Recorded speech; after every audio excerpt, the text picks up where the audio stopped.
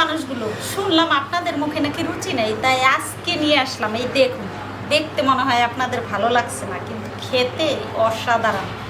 এটা দিয়ে আজকে একটা সুন্দর রান্না করব। চলুন তাহলে। আগে হচ্ছে কাঁচকলাটা, তারপরে আলুটা সিদ্ধ করে নেই, এবং এই যে খেসারি ডাল বলি আমরা এটাকে বেটে নেব। চলুন রান্না করব।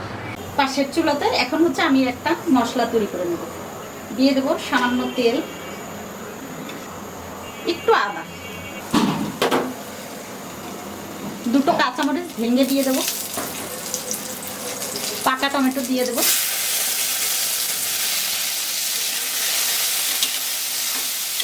এই যে হয়ে গেছে ভাজা ভাজা। এখন দিয়ে দেবো পোস্ত দানা। অসাধারণ একটা রান্না এর মধ্যে দিয়ে দেবো। হয়ে গেছে, নামিয়ে দেবো। এটাকে বেটে নেবো আমি। এই দেখুন, কলা সিদ্ধ হয়ে গেছে, তুলে নেব। চুলাটা অফ করে দিলাম।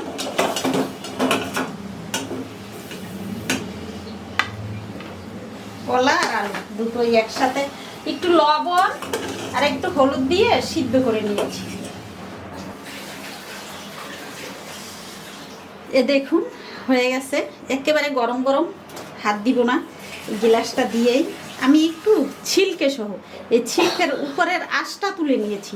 এটা হচ্ছে একটু ম্যাশ করলে একেবারে মিহি হবে না, একটু মানে দানা দানা থাকবে, এটা ভালো হবে। এই লবণ দিয়ে দেবো প্রথমত, দিব এই যে খেসারি ডালের মধ্যে। এটার মধ্যে লবণ যেহেতু দিয়েছি, অল্প করে লবণ দেবো, খুব বেশি দেবো না। দিয়ে দেবো হলুদ গুঁড়ো, এই যে হচ্ছে মরিচ কুচি, কাঁচামরিচ কুচোটা সুন্দর করে দিয়ে দেবো।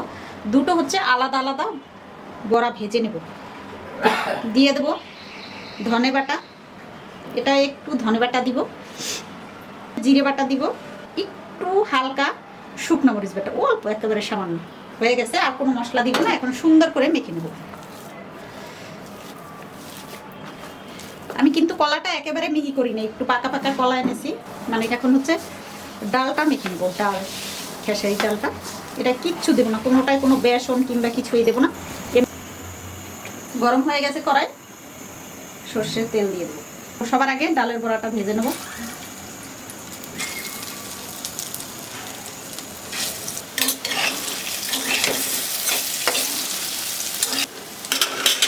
হয়ে গেছে, ডালের বড়ি তুলে নেব। এই যে সবগুলোকে গোল করে নিয়েছি, ডালের বড়ি ভাজার ফাঁকে দিয়ে দেবো। প্রিয় মানুষগুলো, আমার হাতে নিরামিষ রান্না যদি খান, সত্যি বলছি আর কিচ্ছুটি দরকার হবে না।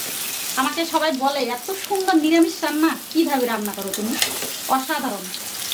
প্রিয়, এই যে হয়ে গেছে, দেখুন কত সুন্দর, একেবারে লাল লাল করে ভেজে নিয়েছি, তুলে নেব। নিরামিষ খেতে অনেক তেলের দরকার হয়, তাই আমি রান্না করতে পারি না, ভয় লাগে এত তেল দিতে। একটু জিরে বাগান দিই, একটু তেল দিয়ে দেবো, সেই বাটা মশলাটা দিয়ে দেবো।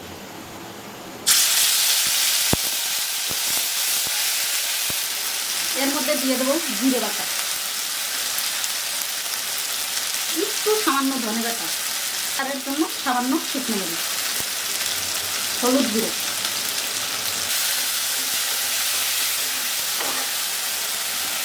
একটু জল দিয়ে কষিয়ে দেবো। তেল ডিসচার্জ হয়ে গেছে, দিয়ে দেবো জল। ঝোলটা সুন্দর করে ফুটে উঠেছে, এখন হচ্ছে দিয়ে দেবো বড়া। খেতে যা হবে না, অসাধারণ। এই জন্য আমার মাছ না থাকলে এত টেনশন হয় না, একটা কিছু থাকলে একটা কিছু বানিয়ে ফেলি। এই যে একটু গরম মশলা বাটায় একটু ঘি দেবো, একটু ঘি দিয়ে নামিয়ে দেবো, সামান্য সুন্দর। একটু ধনে পাতা বলতে একটু ডাঁট, ধনে পাতার ডাঁটটা দিলে হবে কি, একটু চাবান করবে, মুখের মধ্যে খেতে দারুণ হবে। ছোটো ছোটো করে একেবারে ঝিরি ঝিরি করে দেবো। রান্না রেডি। চুলা আমি অফ করে দিলাম, চুলা অফ, একেবারে রেডি রান্না। নামিয়ে ফেলবো। গ্রেভিটা যা সুন্দর হয়েছে না, অসাধারণ। একেবারে মাখো মাখো একটাও ভাঙ্গেনি। দারুণ।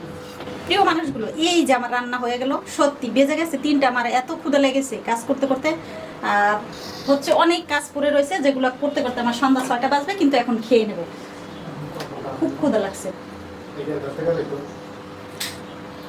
অসাধারণ খাবার, কেউ খেলে চলে আসুন। অবশ্যই অবশ্যই নিরামিষ ভুজি পিতাজি মাতাজিরা খাবেন, আমিষ ভুজিরাও খাবেন, খেতে অসাধারণ। আর এরকম খাবার থাকলে কিচ্ছুটি দরকার হবে না, আমি 100% শিওর দিলাম আপনাদের। সাথে একটু লেবুর রস নিতে পারেন, নাও নিতে পারেন, আপনার ইচ্ছা।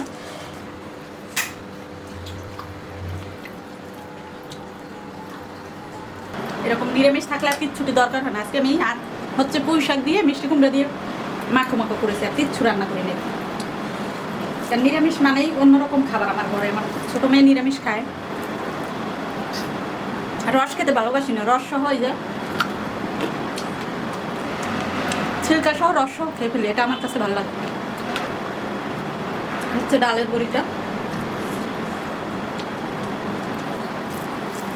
সত্যি খেতে অসাধারণ লাগে। তো প্রিয় মানুষগুলা, অবশ্যই অবশ্যই এই নিরামিষটা রান্না করে খাবেন। অবশ্যই সুন্দর সুন্দর নিরামিষ আমিষ রান্না দেখতে হলে প্রতিবার কিছু ফলো করতে হবে, লাইক করবেন, শেয়ার করে পাশে থাকবেন। সবাইকে ধন্যবাদ।